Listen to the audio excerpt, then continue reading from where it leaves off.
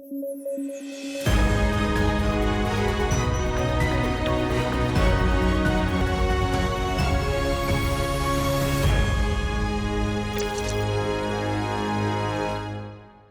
News at 9 programme में आपका स्वागत है। मैं हूं अमृत उपाध्याय। आइए जल्दी से देखें आज के हेडलाइंस।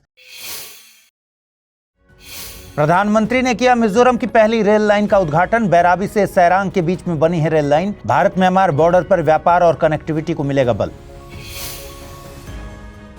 वनतारा को सुप्रीम कोर्ट ने दी क्लीन चिट। लगे थे जानवरों की तस्करी, दुरुपयोग और वित्तीय अनियमितताओं जैसे गंभीर आरोप। देश में एनिमल रेस्क्यू और रिहैबिलिटेशन की वर्ल्ड क्लास सर्विस के लिए जाना जाता है वनतारा।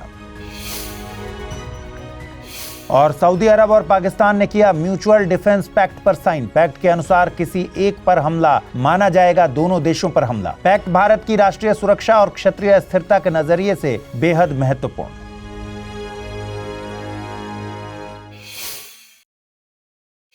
आइए खबरों की शुरुआत करें। प्रधानमंत्री नरेंद्र मोदी ने हाल ही में मिजोरम की पहली रेल लाइन का उद्घाटन किया है। ये रेल लाइन बैराबी से सैरांग के बीच में बनाई गई है। आपको बता दें कि सैरांग मिजोरम की राजधानी आइजोल से महज 20 किलोमीटर दूर है। इसका मतलब है कि आइजोल अब उत्तर पूर्वी भारत की चौथी राजधानी बन गई है, जिसे राष्ट्रीय रेलवे नेटवर्क से सीधा कनेक्शन मिल गया है। नॉर्थ ईस्ट की अन्य राजधानी की बात करें तो इससे पहले असम की गुवाहाटी, त्रिपुरा की अगरतला और अरुणाचल की ईटानगर इस सूची में शामिल थे। गौरतलब है कि नॉर्थ ईस्ट रीजन को रेलवे से जोड़ने का कार्य एक्ट ईस्ट पॉलिसी से जुड़ा हुआ है, लेकिन दोस्तों इस प्रोजेक्ट की कहानी इतनी आसान नहीं रही। 51.38 किलोमीटर लंबी इस रेल लाइन ने नॉर्थ ईस्ट के सबसे मुश्किल और पहाड़ी इलाकों को पार किया है।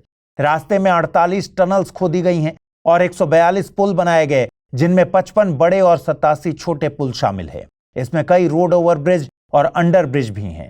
सबसे दिलचस्प हिस्सा है ब्रिज नंबर 196, जिसकी ऊंचाई है 104 मीटर। इसे अच्छी तरह समझने के लिए आप दिल्ली के कुतुब मीनार से इसकी तुलना कर लीजिए। यह पुल इससे भी ऊंचा है। यही नहीं, यह भारतीय रेलवे का दूसरा सबसे ऊंचा पियर ब्रिज है और यह मिजोरम का सबसे ऊंचा पुल भी बन गया है। लेकिन सिर्फ पुल ही नहीं बल्कि टनल्स का जाल भी इस परियोजना का चमत्कार है। करीब 12,853 मीटर लंबी सुरंगें इस ट्रैक का हिस्सा हैं, जिनसे गुजरते हुए यात्री नॉर्थ ईस्ट की प्राकृतिक खूबसूरती का अनोखा अनुभव करेंगे। और तो और इस ट्रैक पर यात्री ट्रेनें 100 किलोमीटर प्रति घंटे की रफ्तार तक दौड़ेंगी। अब जरा इस रेल लाइन के दूरगामी असर पर नजर डाल लेते हैं। देखिए, मिजोरम जो लंबे समय से सड़क और हवाई मार्ग पर ही निर्भर था, अब देश की रेल नेटवर्क का हिस्सा बन चुका है। इससे भारत म्यांमार बॉर्डर पर व्यापार और कनेक्टिविटी को तो बल मिलेगा। यानी इसका मतलब है तेज व्यापार, सस्ता परिवहन, बेहतर कनेक्टिविटी और रणनीतिक दृष्टि से भी उत्तर पूर्व अब और भी मजबूत बन जाएगा। अगली खबर है वनतारा को लेकर। दरअसल वनतारा एनिमल रेस्क्यू और रिहैब सेंटर को सुप्रीम कोर्ट ने हाल ही में पूरी तरह से क्लीन चिट दे दी है।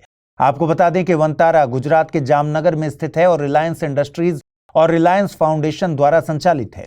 कुछ समय पहले वनतारा पर जानवरों की तस्करी, दुरुपयोग और वित्तीय अनियमितताओं जैसी गंभीर आरोप लगाए गए थे। इस पर सुप्रीम कोर्ट ने एसआईटी यानी स्पेशल इन्वेस्टिगेशन टीम की रिपोर्ट को स्वीकार करते हुए सभी शिकायतों को बंद कर दिया है और भविष्य में इसी तरह की शिकायतों पर किसी भी तरह की कार्रवाई पर भी रोक लगा दी है।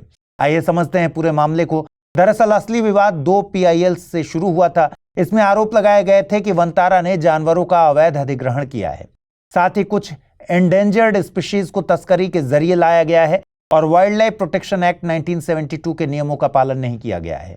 इसके अलावा यह भी आरोप था कि यह फैसिलिटी कंजर्वेशन के बजाय कमर्शियल पर्पस के लिए काम कर रही है। इसके बाद सुप्रीम कोर्ट ने इन आरोपों की जांच के लिए 4 सदस्यीय SIT बनाई थी। इसमें पूर्व सुप्रीम कोर्ट जज जस्टिस चेमलेश्वर, पूर्व हाई कोर्ट जज जस्टिस राघवेंद्र सिंह चौहान, पूर्व मुंबई कमिश्नर हेमंत नागराले और IRS अधिकारी अनिश गुप्ता शामिल थे। SIT को निर्देश दिया गया था कि वो जानवरों की खरीद, वाइल्ड लाइफ कानूनों का पालन, जानवरों की देखभाल और वित्तीय मामलों की पूरी पड़ताल करे। इसके बाद SIT ने साइट विजिट की और केंद्रीय तथा राज्य एजेंसियों जैसे central zoo authority, wild life crime control bureau, CBI और एनफोर्समेंट डायरेक्टरेट के सहयोग से जांच की। जांच की रिपोर्ट 12 सितंबर को सुप्रीम कोर्ट में जमा की गई। रिपोर्ट में कहा गया कि वनतारा में किसी भी तरह का कानूनी उल्लंघन नहीं किया गया है। यह भी कहा गया कि जानवरों का अधिग्रहण पूरी तरह से वैध था और एनिमल वेलफेयर के सभी स्टैंडर्ड्स का उच्चतम अंतर्राष्ट्रीय मानकों के अनुरूप ध्यान रखा गया था। इसके अलावा साइट का क्लाइमेट भी सभी प्रजातियों के लिए अनुकूल था। वनतारा के कंजर्वेशन और ब्रीडिंग प्रोग्राम को पूरी तरह से वैध और वैज्ञानिक रूप से संचालित बताया गया।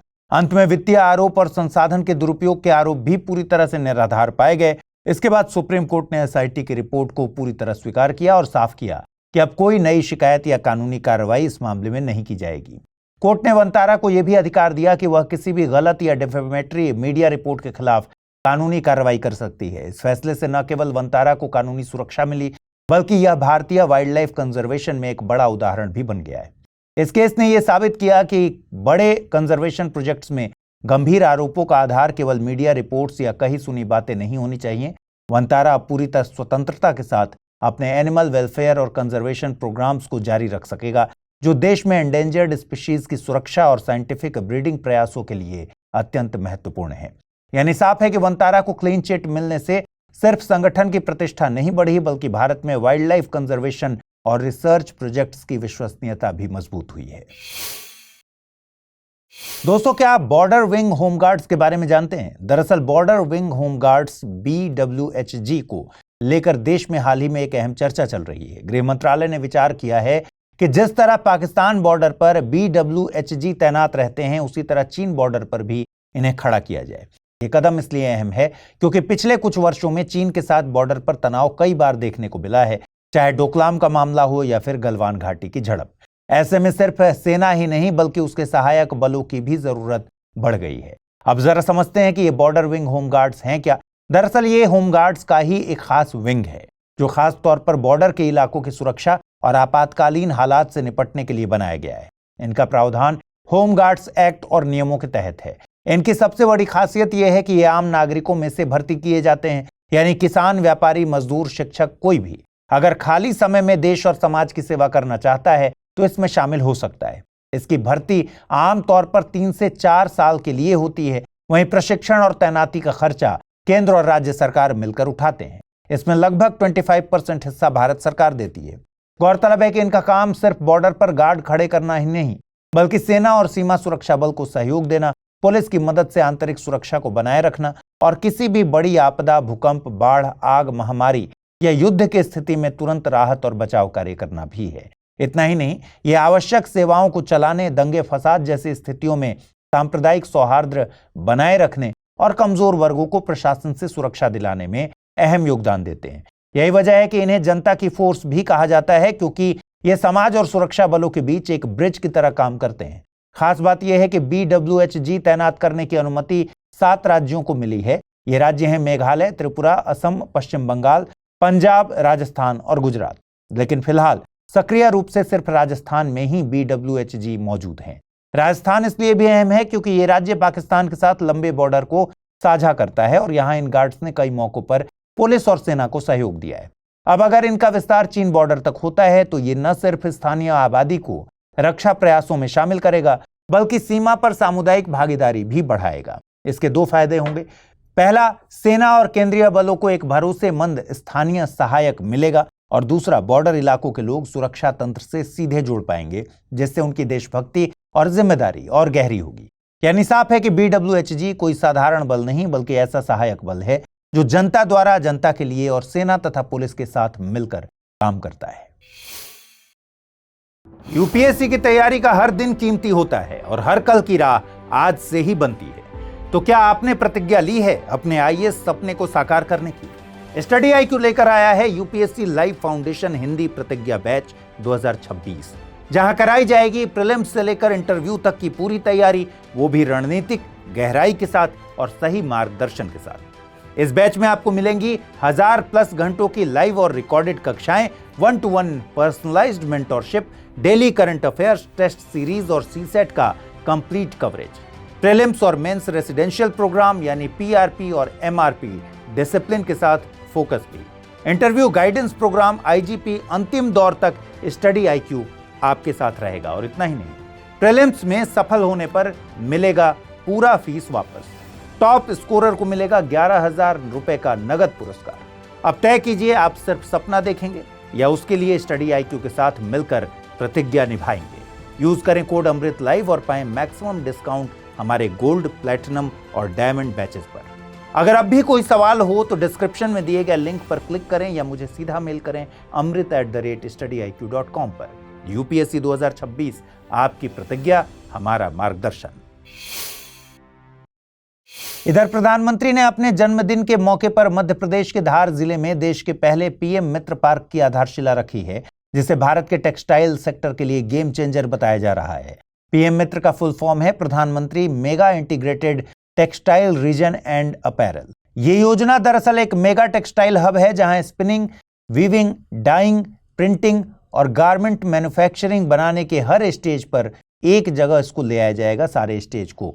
खास बात यह है कि हर पार्क करीब 1000 एकड़ या उससे ज्यादा जमीन पर बनेगा और पूरी वैल्यू चेन को इंटीग्रेट करेगा ताकि समय और लागत दोनों कम हो। इसका विजन है farm to fibre to factory to fashion to foreign, यानी खेती से कपास, फिर फाइबर, फिर फैक्ट्री, फैशन और आखिरकार एक्सपोर्ट तक भारत को एक ग्लोबल लीडर बनाना।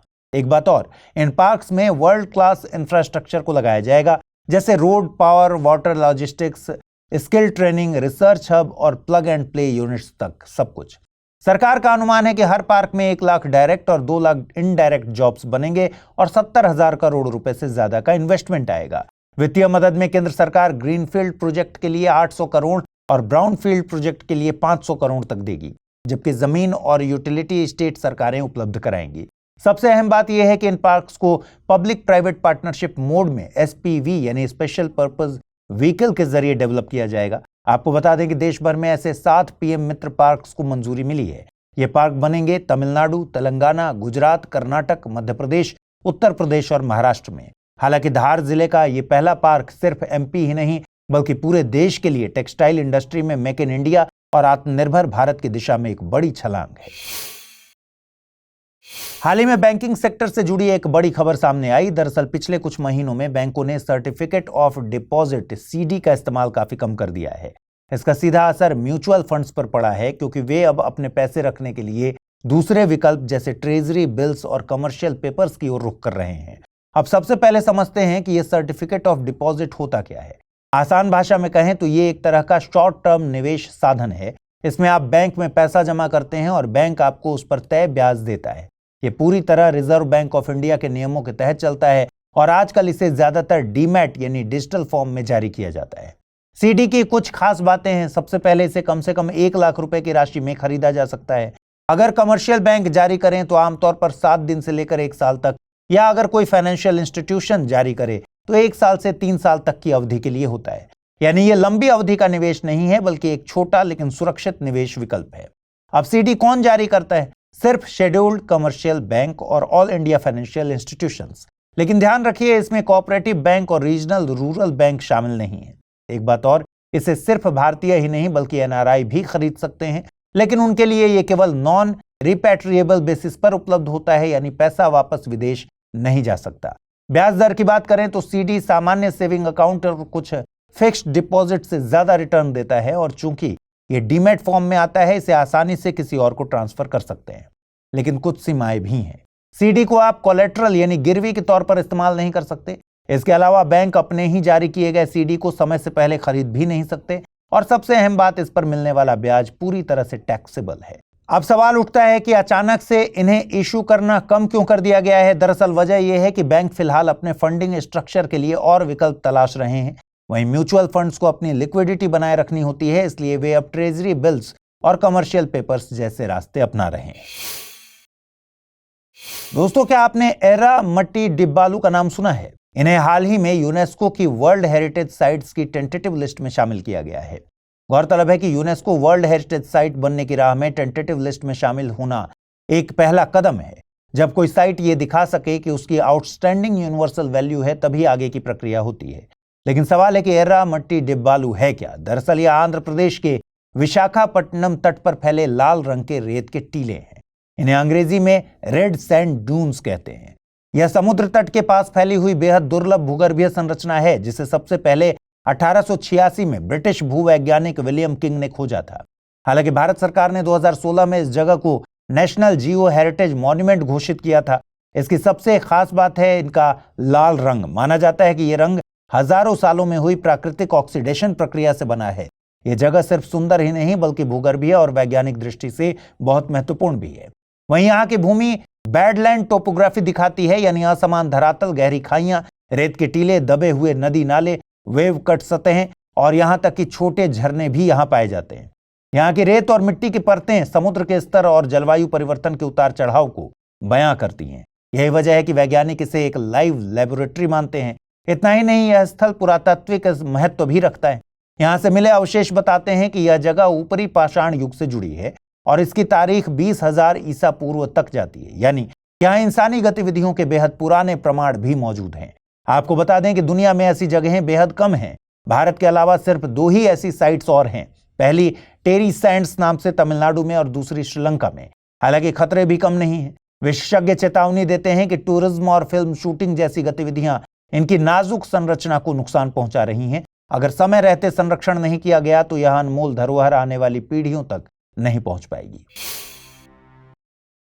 अंतर्राष्ट्रीय खबरों की बात करें तो साउथ चाइना सी फिर से सुर्खियों में है। दरअसल ताइवान की कोस्ट गार्ड एडमिनिस्ट्रेशन यानी CGA ने हाल ही में पुष्टि की कि उसने अपने जहाज भेजकर चाइनीज कोस्ट गार्ड शिप और एक चाइनीज फिशिंग बोट को डोंगशा आइलैंड्स के पास से खदेड़ दिया है। यह घटना बताती है कि अब इस क्षेत्र में तनाव अभी उबाल पर आने वाला है और अभी भी है और समुद्री टकराव किसी भी वक्त बड़ा रूप ले सकता है। देखिए, डोंगशा आइलैंड्स साउथ चाइना सी के उत्तरी हिस्से में स्थित है और इसे प्राटास आइलैंड्स भी कहा जाता है। यह ताइवान के काओशुंग से लगभग 445 किलोमीटर दक्षिण पश्चिम और हांगकांग से 320 किलोमीटर दक्षिण पूर्व में मौजूद है। संरचना की बात करें तो ये द्वीप एक सर्कुलर कोरल अटॉल यानी गोल आकार की प्रवाल संरचना से बने हैं। पूरा अटॉल 24 किलोमीटर व्यास का है और बीच में 16 किलोमीटर का लैगून है। अब इसका सामरिक महत्व भी समझ लीजिए। दरअसल डोंगशा आइलैंड्स हांगकांग और ताइवान के बीच की सामरिक पोजीशन पर स्थित हैं, इसलिए यहां नौसैनिक निगरानी आसान हो जाती है। इसके अलावा यह भी माना जाता है कि यहां आसपास के समुद्री क्षेत्र में तेल, गैस और मछलियों के संसाधन प्रचुर मात्रा में हैं। इस वजह से भी ये इंपॉर्टेंट हो जाता है। खास बात यह है कि यहां कोई स्थायी निवासी नहीं रहते, केवल ताइवान के मरीन्स सुरक्षा और निगरानी के लिए तैनात रहते हैं। अब ये समझते हैं कि विवाद क्यों है। देखिए, साउथ चाइना सी पहले से ही विवादित जल क्षेत्र है। चीन लगभग पूरे क्षेत्र पर दावा करता है, जबकि ताइवान, फिलीपींस, वियतनाम और मलेशिया भी अपने अपने अधिकार जताते हैं। चीन का कहना है कि ये द्वीप उसके ऐतिहासिक क्षेत्र का हिस्सा है। ताइवान फिलहाल यहां प्रशासनिक नियंत्रण बनाए हुए है और किसी भी चीनी गतिविधि को अपनी संप्रभुता पर चुनौती मानता है। ताइवान और चीन के बीच पहले से ही तनाव है। ऐसे में डोंगशा जैसे छोटे द्वीप बड़े फ्लैश पॉइंट साबित हो सकते हैं। अगर चीन यहां अपनी मौजूदगी को बढ़ाता है तो ताइवान की सुरक्षा को सीधा खतरा होगा। इसी सप्ताह सऊदी अरब और पाकिस्तान ने भी एक म्यूचुअल डिफेंस पैक्ट साइन किया है और इस पैक्ट के तहत कहा गया है कि अगर किसी एक देश पर हमला होता है तो इसे दोनों देशों पर हमला माना जाएगा। इसे सऊदी अरब के क्राउन प्रिंस मोहम्मद बिन सलमान और पाकिस्तान के प्रधानमंत्री शहबाज शरीफ ने बीते बुधवार को औपचारिक रूप से लागू किया। अब देखा जाए तो यह समझौता अमेरिका की क्षत्रिय उपस्थिति को घटने, कतर की राजधानी दोहा में इजराइल द्वारा हमास नेताओं पर हमला करने और पूरे क्षेत्र में बढ़ते तनाव का जवाब माना जा रहा है। इस पैक्ट पर भारत ने भी तुरंत प्रतिक्रिया दी है। भारत ने कहा कि वह इस समझौते के देश की सुरक्षा, क्षेत्रीय वैश्विक स्थिरता पर पड़ने वाले प्रभावों के लिहाज से अध्ययन करेगा और हमेशा की तरह अपने राष्ट्रीय हितों की सुरक्षा के लिए प्रतिबद्ध रहेगा। अब समझिए, ये पैक्ट भारत के लिए इंपॉर्टेंट क्यों हो जाता है। भारत के लिए इस घटना का महत्व इसलिए बढ़ जाता है क्योंकि इसमें एक तरफ शामिल है सऊदी अरब, जो कि खाड़ी क्षेत्र में भारत का रणनीतिक साझेदार है, और दूसरी तरफ शामिल है पाकिस्तान। एक तरफ दोस्त, दूसरी तरफ दुश्मन, और दोनों ने साइन कर लिया है डिफेंस पैक्ट। अब पाकिस्तान द्वारा पहलगाम आतंकी हमले को हम कैसे भूल सकते हैं। खास बात यह कि पहलगाम आतंकी हमला उस समय हुआ था जब prime minister Narendra Modi Saudi Arab के दौरे पर थे और उस समय सऊदी अरब ने इस हमले की निंदा भी की थी। इसके ठीक बाद सऊदी विदेश राज्य मंत्री अडेल अल जुबैर ने भारत का अचानक से दौरा भी किया था, जो भारत की ऑपरेशन सिंदूर यानी पाकिस्तान और POK में आतंकवादी ठिकानों पर सैन्य कार्रवाई के समय हुआ था। संक्षेप में यह नया सुरक्षा समझौता पाकिस्तान और सऊदी अरब के रिश्तों को औपचारिक बनाता है, लेकिन भारत इसे राष्ट्रीय सुरक्षा और क्षेत्रीय स्थिरता के नजरिए से गंभीरता से देख रहा है। आजकल पिंक टैक्स शब्द बहुत चर्चा में है। दोस्तों, आपने अक्सर नोटिस किया होगा कि महिलाओं के लिए बने प्रोडक्ट्स, चाहे वो रेजर हो, शैम्पू हो, बॉडी लोशन हो, कपड़े हो या फिर सलून सर्विसेज, अक्सर पुरुषों वाले प्रोडक्ट से महंगे होते हैं। इसी छुपे हुए फर्क को कहते हैं पिंक टैक्स। अब ध्यान रहे, ये कोई असली टैक्स नहीं है और न ही सरकार वसूलती है, बल्कि ये कंपनियों की एक मार्केटिंग स्ट्रेटजी है जिसमें एक ही तरह के प्रोडक्ट्स को सिर्फ महिला कंज्यूमर्स के लिए, उपभोक्ताओं के लिए प्रीमियम दामों पर बेचा जाता है। इस ट्रेंड की शुरुआत 1994 में अमेरिका के कैलिफोर्निया से हुई, जब पाया गया कि महिलाओं के पर्सनल केयर प्रोडक्ट्स औसतन 13% ज्यादा दाम पर बिकते हैं। वहीं कपड़े और बाकी सामान पुरुषों की तुलना में 7 से 8% महंगे होते हैं। भारत में भी पिंक टैक्स का असर साफ दिखता है, मगर यहां इसे रोकने के लिए कोई खास कानून नहीं है। दरअसल महिलाओं के टारगेटेड प्रोडक्ट्स की कीमतें मार्केट डिमांड और ब्रांडिंग पर तय होती हैं। हाल ही में national consumer disputes redressal commission NCDRC ने कहा है कि कंपनियां जेंडर बेस्ड प्राइसिंग से बचें और फेयर प्राइसिंग पॉलिसी को अपनाएं।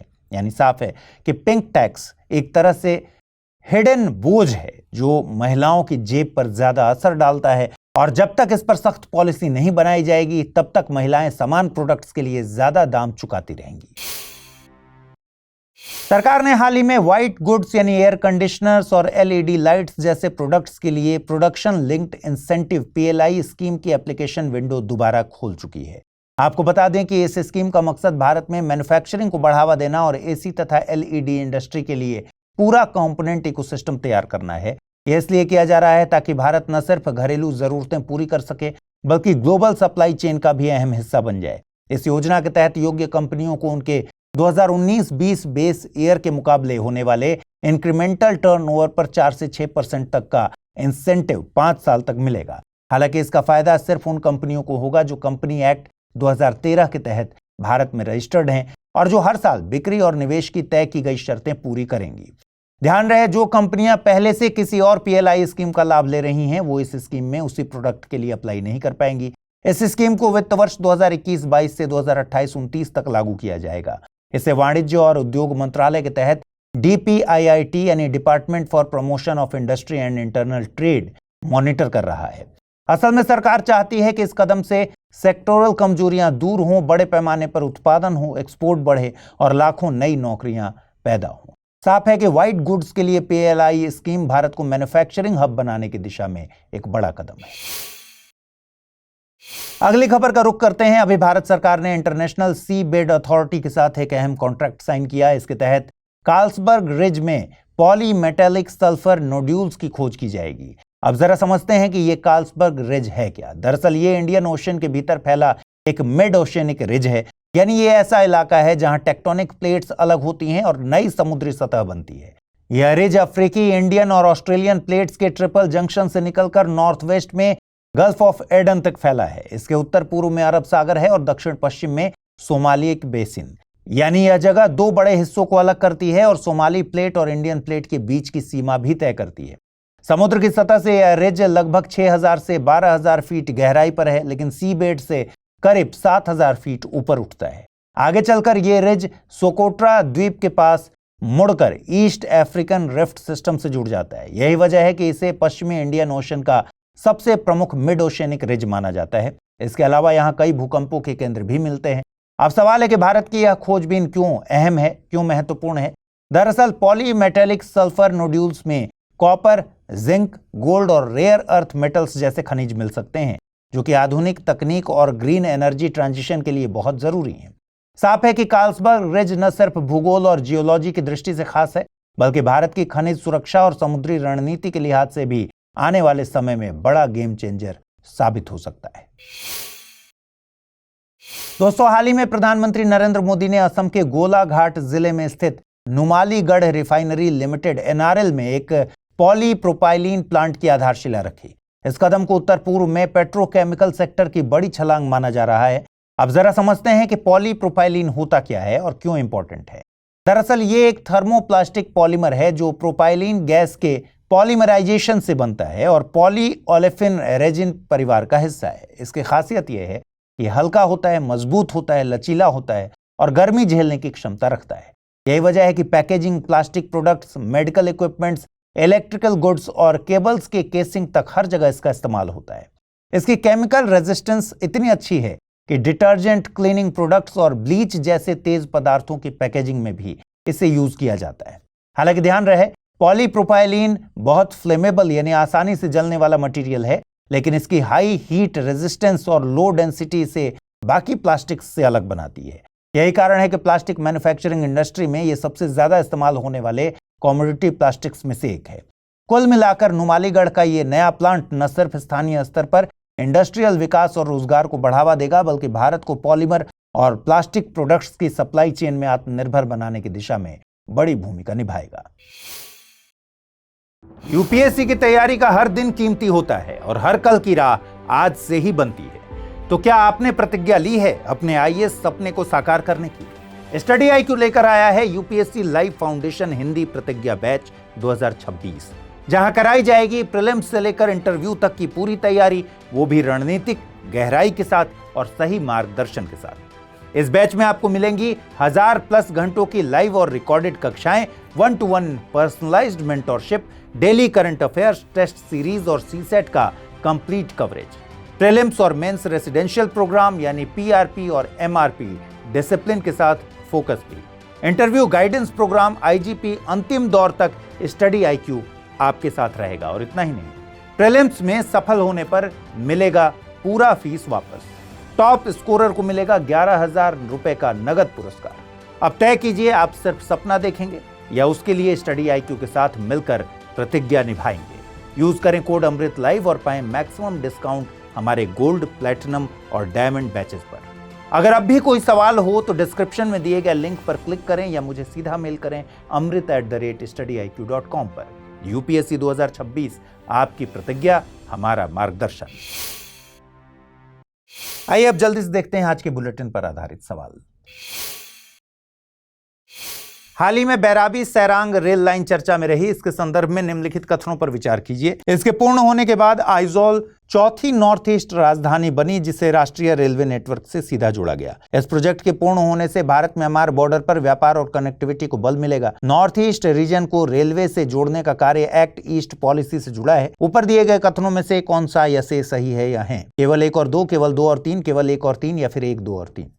अगला प्रश्न है, बॉर्डर विंग होमगार्ड्स BWHG के संदर्भ में निम्नलिखित कथनों पर विचार करें। इनकी स्थापना होमगार्ड्स एक्ट और नियमों के तहत की जाती है। इनकी भर्ती मुख्यतः पूर्व सैनिकों से ही की जाती है। केंद्र सरकार इनके प्रशिक्षण और तैनाती पर 25% का खर्च वहन करती है। वर्तमान में केवल राजस्थान में ही BWHG सक्रिय रूप से मौजूद हैं। ऊपर दिए गए कथनों में से कौन सा या से सही है या है? केवल 1, 3 और 4, केवल 2 और 3, केवल 1 और 2 या फिर सभी कथन सही हैं?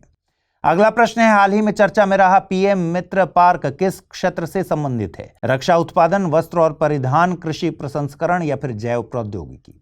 फिर अगला प्रश्न है, हाल ही में चर्चा में रहे सर्टिफिकेट ऑफ डिपॉजिट के संदर्भ में निम्नलिखित कथनों पर विचार करें। CD केवल शेड्यूल्ड कमर्शियल बैंक और ऑल इंडिया फाइनेंशियल इंस्टीट्यूशंस द्वारा जारी किए जा सकते हैं। कोऑपरेटिव बैंक और रीजनल रूरल बैंक भी CD जारी कर सकते हैं। CD को कोलैटरल यानी गिरवी के रूप में इस्तेमाल किया जा सकता है। NRI CD खरीद सकते हैं, लेकिन केवल नॉन रिपैट्रिएबल बेसिस पर। ऊपर दिए गए कथनों में कौन सा या से सही है या है? केवल 1 और 4, केवल 2 और 3, केवल 1, 2 और 4 या फिर 1, 3 और 4?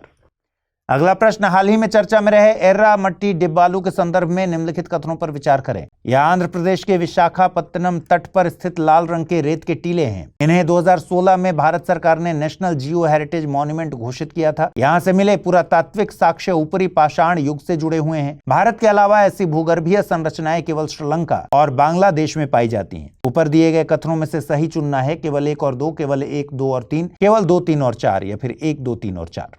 अगला प्रश्न है, पिंक टैक्स के संदर्भ में निम्नलिखित कथनों पर विचार करें। यह सरकार द्वारा लगाया गया अप्रत्यक्ष कर है जो केवल महिला उपभोक्ताओं से वसूला जाता है। इसकी अवधारणा सबसे पहले 1990 के दशक में अमेरिका के कैलिफोर्निया में चर्चा में आई थी। भारत में महिलाओं पर पिंक टैक्स रोकने के लिए विशेष रूप से अलग कानून मौजूद है। हाल ही में राष्ट्रीय उपभोक्ता विवाद निवारण आयोग ने जेंडर बेस्ड प्राइसिंग से बचने की सलाह दी है। उपर्युक्त कथनों में से कौन सा या से सही है या है? केवल 1 और 3, केवल 2 और 4 या फिर केवल 2, 3 और 4 या 1, 2 और 4?